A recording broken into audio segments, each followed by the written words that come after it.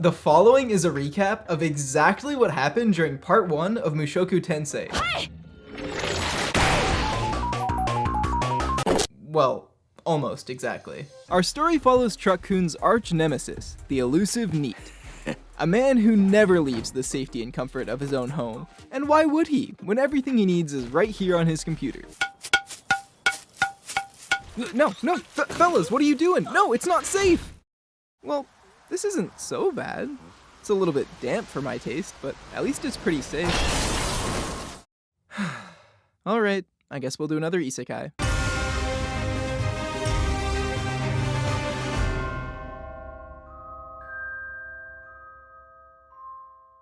At least nothing bad ever happens to a baby. Oh, for f***'s sake. Our story begins with baby Rudeus, wise beyond his 0 years, who only cares about 3 things: magic, knowledge, and big ol' smooches from papa. At first he spends his days carefree, living his baby life to its babiest, until one day when his curiosity gets the better of him. Surviving off nothing but Hot Pockets, Rudy spends his days studying magic. 3 years go by before he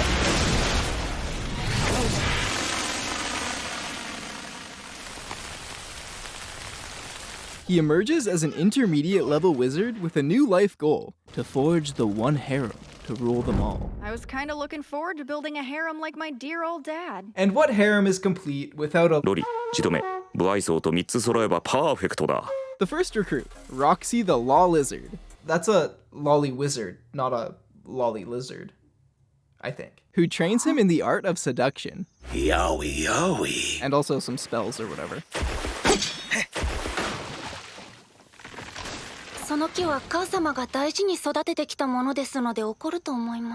All this splish-splashing around reminds Rudeus that, thanks to the freezer, he's been holding it in for 3 years and is about to... Oh, yikes. Well, he can never show his face outside again. Mortified, Rudeus heads straight to bed, but can't stop thinking about the terrifying murderous species known as the Superds that Roxy had taught him about. How could a little kid like him possibly manage to get one of them to join his harem? But that wasn't the only thing keeping him awake. His parents were making quite the racket, if you know what I mean.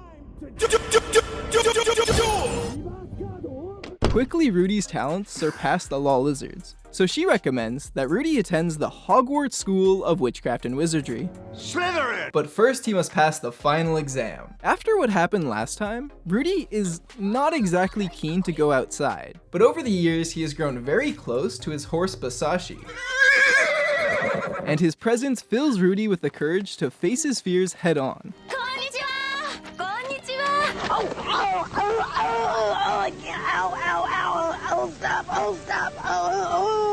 His final test is to cast a sacred level water spell known as Holy! Yes!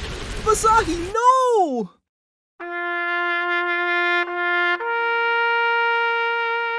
To mourn the loss of their dear friend, a party is thrown in his honor.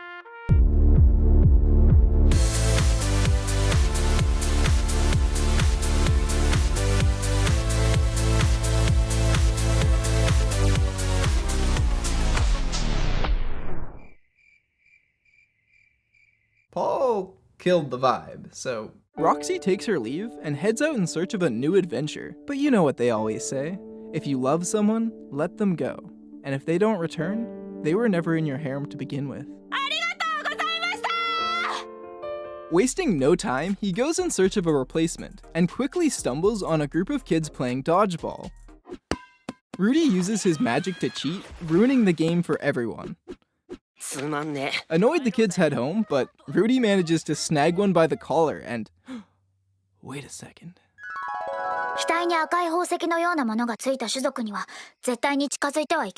Distracted, he missed the part about the red gem, so he summons forth holy water and performs a level 2 exorcism. The power of Christ compels you! Okay. Rudy can't wait to share the story of how he managed to wheel a Superd with his dear papa. Rudy!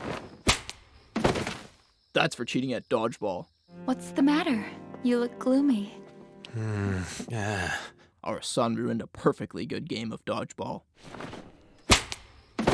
Too ashamed to face his parents, Rudy spends his days with the newest member of his harem, Sylphiette.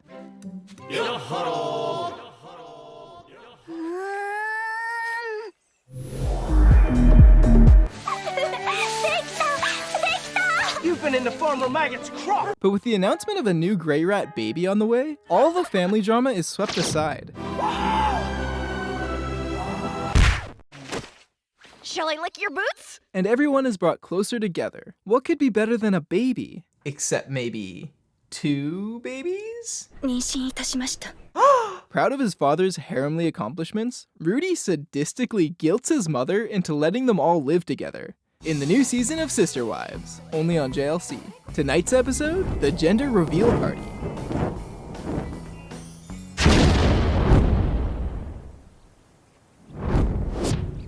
This one has burned more than 8,600 acres. Fire investigators say it was sparked at a gender reveal party. But after rebuilding their house, the Grey Rats are a little low on funds and can't afford to pay for both his and Sylphie's tuition to Hogwarts, leaving Rudy with no choice but to get a job. ポテトはいかがですか? Did I ask for fries? But Paul had other ideas.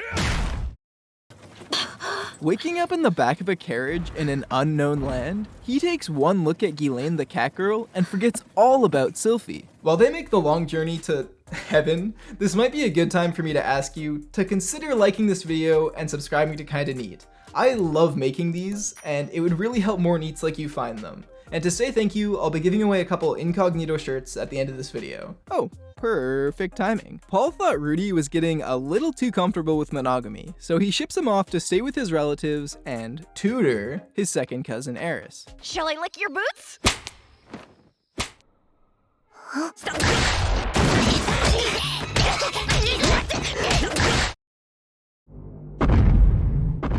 Tsundere check. Wanting to make a good first impression, Rudy plans a classic kidnapping prank.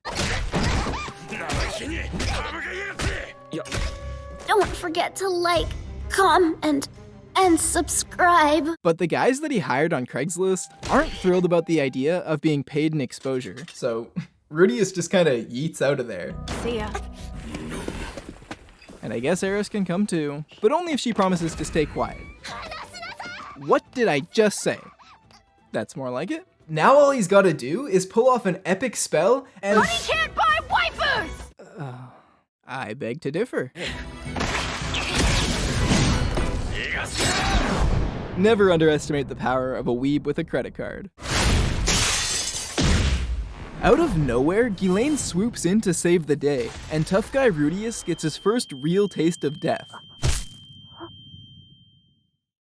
Saving her from danger not only earned Rudeus the respect of Eris, but the other Grey Rats as well. Shall I lick your boots? Eris! エリスに魔術を教えてくださいにゃ. Just gonna adjust this. And so Rudy spends his days teaching Eris, training, and trying to sleep, but instead just cringing about his past. Not that I know anything about that. But with Eris's birthday coming up, she's forced to spend her time learning how to whip and or nene. So that leaves Rudeus with a bit of free time. So he decides to take up Catgirl, like the language. So he installs Duolingo on his tablet, but quickly realizes that it's pretty useless. So he reaches out to Roxy instead, who's been tutoring the prince of a far, far away land. Roxy sends him a handwritten Nyanish textbook containing all the essential words and phrases. その時は足でも舐めさせてもらおう。 And at last, the day of the birthday ball arrives, and Rudeus is looking as dashing as ever. And I guess Eris looks fine too. That is until she starts dancing. Overcome with cringe, Rudy steps in and chads the out of the situation.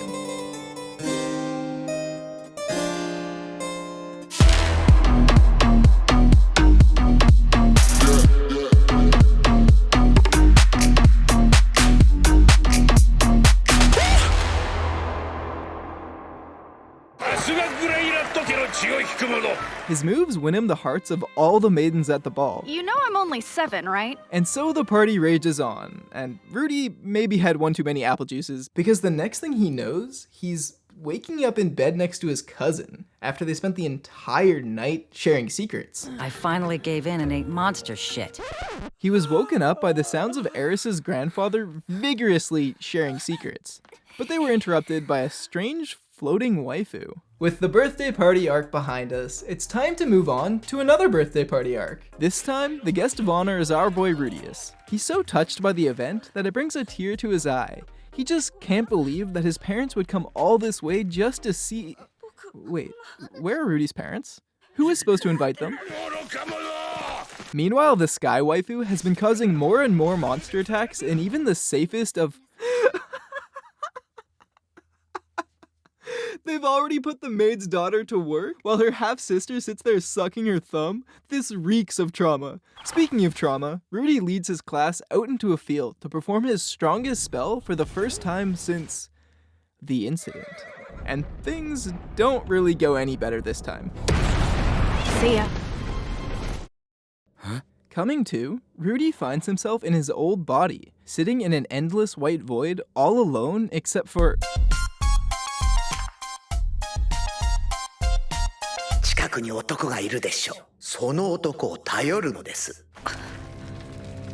Oh, it's just Eris. Whoa! Oh, phew.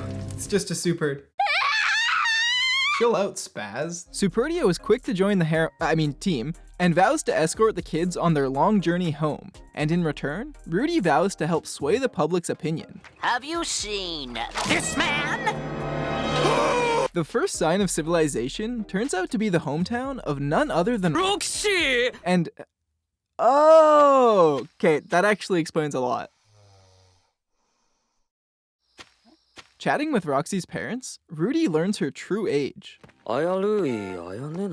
Wait, but that means...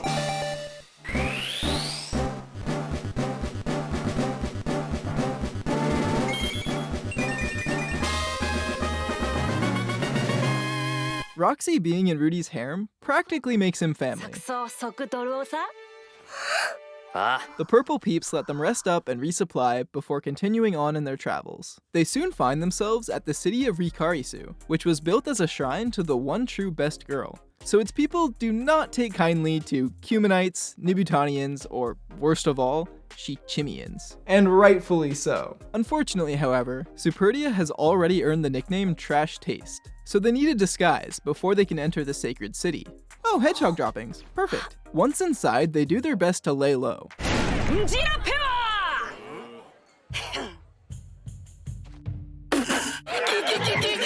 In order to stop the bullies, they reclaim the name Trash Taste for themselves, and officially form a party in order to be eligible for health benefits and paternity leave, which they might need sooner than you'd think. But little did they know, Rudeus isn't the only one capable of reincarnation.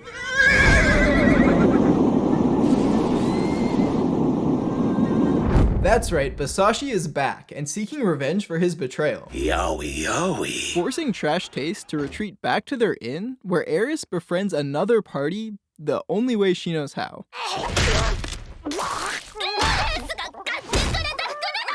02, Big Bird, and Machamp invite them to merge parties and create the greatest crossover episode of all time. But naturally they refuse, because, yeah, neighbor kids. This guy again? Alright, make it quick. Consider it done, because it literally is. Easiest quest ever. Oh hey, it's another law lizard. I wonder if he's related to Rock.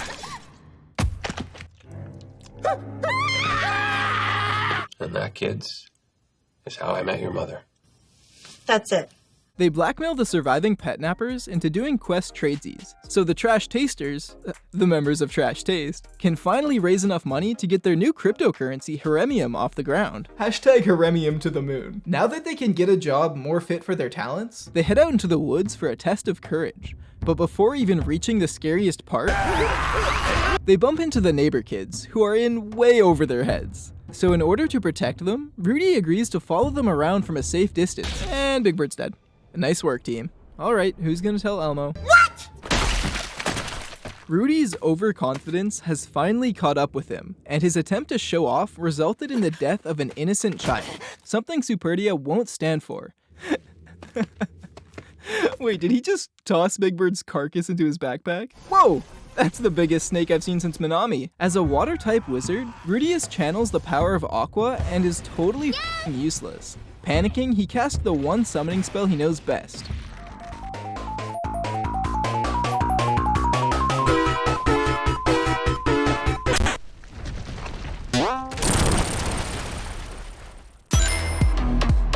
They return home with their spoils, but Basashi is one step ahead of them, and blackmailceptions them into sharing a percentage of their profits. Yowie, yowie. With no options left, Superdia rips off his disguise and reveals his true nature. Trash taste!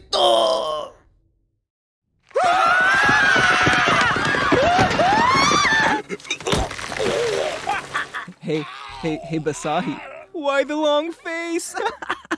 I tried really hard not to say it. Well, that was a bust. Earning no money and killing several people, they move on like nothing happened. Because it didn't. They're literally in the exact same place they were 2 episodes ago. Except now they've got the power of friendship on their side. And maybe that was the real harem all along. If you enjoyed this video, I've got a playlist of ones just like it you can watch here. And if you want a chance to win your own incognito shirt, all you have to do is be subscribed and let me know what anime you'd like to see me do next in the comments below. Thanks so much for watching, and I'll see you neats next time.